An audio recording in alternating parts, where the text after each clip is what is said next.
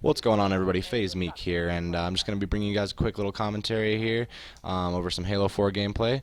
Again, I like to mix things up a little bit, and I think it'd be a nice change of pace to show you guys some Halo 4 gameplay, seeing as how it just came out a couple days ago. Um, I'm here with my good friend Brian. Brian, say hi. What's going on, guys? His name is Chuskies. That's how he's known on the street in the hood. That's his gangbanging name. But yeah, we're just gonna be talking about some of the new games that came out, seeing as how the past couple months have been a really exciting time for. We've had probably half a dozen good games come out in the past little while, so we're gonna talk about a couple of them in case you haven't played any of them and you wanna get a get our opinions on them before you go out and buy them or rent them or whatever. Um, there was, I think the ones we're going to be talking about, there's Borderlands, there was Assassin's Creed, Halo 4, obviously, Medal of Honor, and then I'm also going to talk about my opinions on Black Ops 2. But I'll let Brian start it off and talk about one of the games that he's played. I haven't played any of them other than Halo 4, and I played Assassin's Creed for a little bit. But yeah, Brian, take it away. I think the first one we're going to talk about is Borderlands. It's just, to be honest, out of all the games that have come out this fall, that one's the most fun out of all the games that I've played, you know? I'll just hop on there, want to relieve some stress, and just go run around, shoot some people, listen to all the corny jokes they have. It's just ridiculous. It's like it's built for like a 7th grader. They just have all these ridiculous jokes. They got guns that scream. People run around and shoot people's heads off, and they're still running around growing tentacles out of their head. It's ridiculous. And there's like a million guns. I think that their slogan or whatever is like a bazillion, but I'm pretty positive it's impossible to find all the guns. And so I think I probably put in 15, 20 hours worth of time trying to spend all just the guns I could find, and it's ridiculous. What's the premise on that game? Like, what's the kind of like the plot? Like, what's it all about? It's about you're a vault hunter, and you're going to find an evil alien presence on the planet, and Handsome Jack, he's like extreme supervillain in every sense of the word. He's just like super cliche about everything, and he's the main antagonist, I guess, and he's all full of himself, and so you got to run around, stop him, and defeat the Vault Guardian, and he's just a giant lava monster. It's like ridiculous, and it's just everything. It's all cartoony, but it's definitely the most fun game I think I've played in a long, long time. Word, cool. Well, yeah, if you guys want to check that out, go play that game. I haven't played it, but Brian's been telling me about it, and he says it's really good. So, um, Halo 4 was the other one that came out. Obviously, as you guys know, you're watching it right now. Nothing but good things to say about this game. Actually, I've never been a huge Halo player, but I got this the other night at midnight release. Came home and I was playing it with my friend, and we played a little bit of the campaign. And the campaign is actually amazing. The plot of this one. It's there's like a new enemy besides the Covenant, kind of like the Flood, but different. They're kind of like I don't know how to describe them. You'll just have to play it and find out. But they're called Prometheans, and the campaign is just really intense and draws you in, especially when you're playing with friends. But yeah, if you're more focused on the multiplayer, like I usually am, it's similar to Halo 3, I'd say. The only thing different, I guess, is obviously the graphics are different. The graphics are amazing. They have these cool little rainbow flares that come up in the campaign and the multiplayer sometimes that come from the sun or from the light, and I think that's really cool because I like using those in my edits. But yeah, the multiplayer is the same as Halo 3, but there's a bunch of new stuff. Like there's like kind of like a kill streak system now, where instead of just picking up like the good guns like rocket launchers and sniper rifles and all that stuff throughout the map, you get them by getting kills. So I'm not exactly sure how it works, but after you get a certain amount of kills, you get to request a gun to have for your next, when you spawn next, and it gives you 3 random choices, and you can get an extra gun or extra grenades or whatever. So that's kind of cool. Even though it's random, it's a better way to give you an edge up over someone other than just like, someone that sucks just getting the gun randomly. If you're getting a lot of kills, you're going to have an advantage over other people, which is really cool. One thing I did notice that was different, if you're a fan of the BR and Halo 3, the battle rifle really, it just destroyed everything. The battle rifle isn't as strong in this game.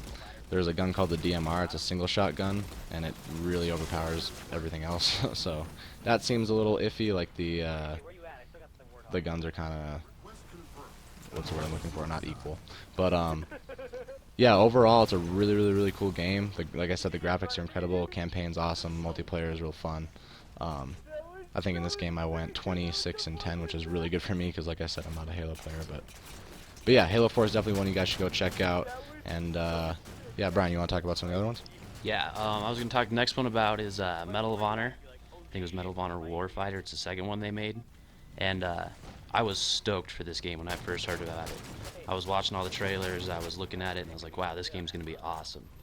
And I even went to the midnight release, and I showed up, and there was like 10 people there. I was like, well, I guess nobody else is all that stoked for it. And after playing the game for probably 10 or 15 hours, I realized why nobody was stoked for it. It's not a bad game per se. It's just it's not good. You know, they tried to combine the multiplayer aspects of Battlefield with Call of Duty and sort of mesh it together, and it just doesn't really work. They try to have kill streaks, and it just turns out to be one guy getting a huge kill streak and they're spawn trapping everybody. The hit detection's bad. You can't shoot through walls. You can't even shoot through leaves. And so they're trying to make it all realistic and whatever. But if I can't shoot a guy through a leaf with a 50 caliber sniper rifle, I mean, there's just something about that that's really frustrating. You said it's fun to play with friends, though, right? Yeah, I mean, they have it's called the fire team, and it's where when you're playing with two people, you can spawn on each other, give each other ammo, and like if somebody kills your fire team partner, you can see where they are. And so if you're playing with a friend, I guess it's all right. But if you're just playing by yourself, it's impossible to play and have fun. Gotcha. What about Assassin's Creed? Assassin's Creed, I haven't put as much time into it as I wanted to.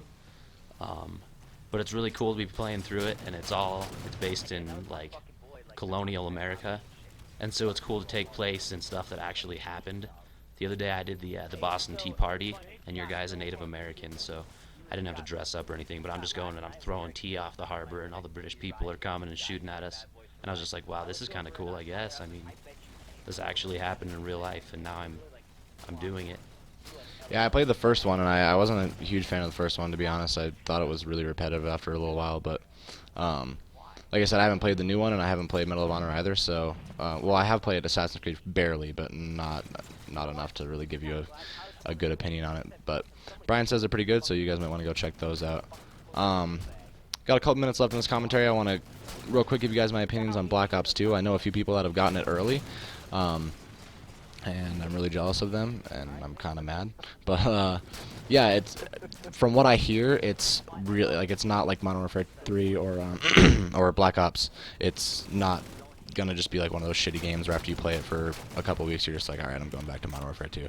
Hopefully, this game is good enough to once and for all just get rid of Modern Warfare 2. As much as I love that game, and I hate to say that I want to get rid of it, it's so bad now. Like, you get into any lobby and it's just the same thing, and it's so boring. You have one of two things: either you have players that are kissing your ass and they're just going to set up for you and just stand there so nothing you hit will be usable anyways, or they're going to just try to make a statement and just get up top and kill you all or RPG you or some dumb shit like that, and it's just really corrupt and boring. So hopefully this game will put an end to that and no one will end up coming back to Modern Warfare 2 except for the people that shouldn't be on Black Ops 2. And what I mean by that is trickshotting is obviously going to be a lot harder in Black Ops 2 because first of all, you don't know about as many things as you do in Modern Warfare 2 as far as like all the different spots you can go for and all the different, you know, tag knife flips and all that stuff that we found out since we spent so much time on Modern Warfare 2. Trickshotting won't be as easy, and everyone's going to be on this game, including the people that are trying really hard.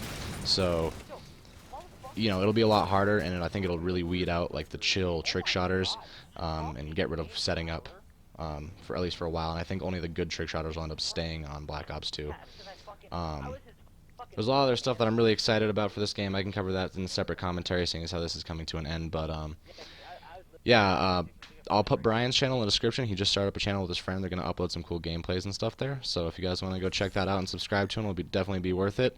Any last words, Brian? Not really. Thanks for watching, guys. All right, yeah, go check out some of those games, and I appreciate you guys listening to this commentary. Got some cool uploads in the next few days before Black Ops 2, so stay tuned for those. And yeah, I'll catch you guys next time.